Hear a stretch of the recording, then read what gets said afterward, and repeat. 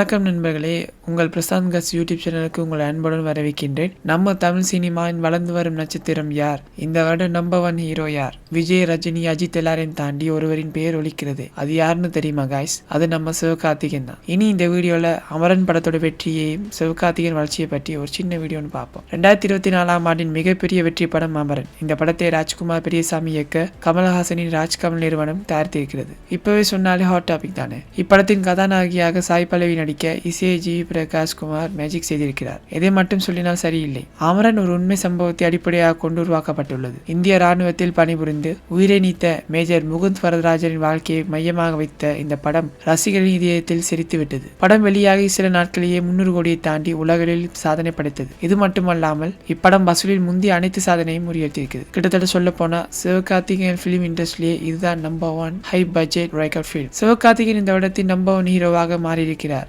அமரன் படத்தின் வெற்றியும் அதற்கான பாராட்டும் ஒரு சாதனைகளை உயர்த்தியிருக்கிறது.